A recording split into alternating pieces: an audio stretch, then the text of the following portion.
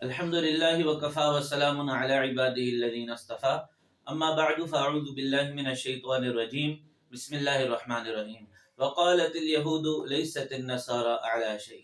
یہودی کہنے لگے کہ عیسائی کسی چیز پر نہیں ہے، کوئی ان کی بنیاد نہیں ہے. وقالت النصارى ليست اليهود على شيء.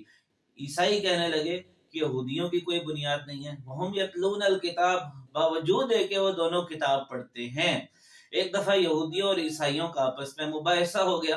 یہودی تو حضرت عیسیٰ علیہ السلام کو نہیں مانتے تھے، انجیل کو نہیں مانتے تھے، وہ انکار کرنے لگے. اس کے بدلے میں عیسائیوں نے بھی حضرت موسیٰ علیہ السلام کو اور تورات کا انکار کرنا شروع کر دیا.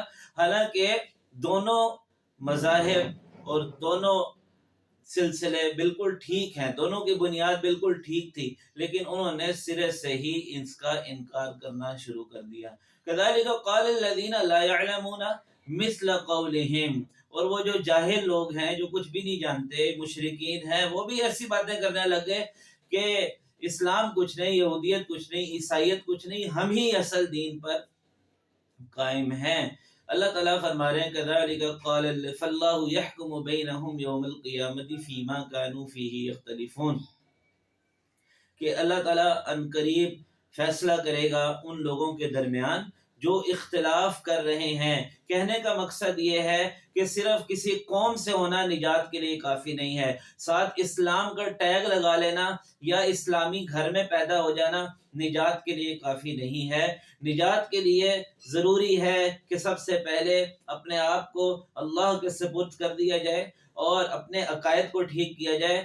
نمبر 2، اپنے اعمال کو ٹھیک کیا جائے. اگر کوئی اپنے عقائد کو ٹھیک نہیں رکھتا یا اپنے اعمال کو ٹھیک نہیں رکھتا اور صرف برائے نام مسلمان ہے یا مسلمانوں کے گھر میں پیدا ہو گیا اور وہ یہ سمجھتا ہے کہ وہ جنت میں چلا جائے گا، وہ کامیاب ہو جائے گا، تو ایسا نہیں ہو سکتا. اللہ تعالیٰ یہودیوں اور عیسائیوں کی حالات بیان کر کے ہمیں یہی سمجھانا چاہ رہے ہیں کہ قومیت اصل نہیں ہے، اصل یہ ہے کہ ہمارا عقیدہ کیا ہے اور ہم کس راستے پر چل رہے ہیں. اللہ تعالیٰ سے دعا ہے کہ وہ ہمیں پکا سچا مسلمان بنائے اور دنیا آخرت میں کامیاب فرمائے. وآخر دعوانا ان الحمد للہ رب العالمین.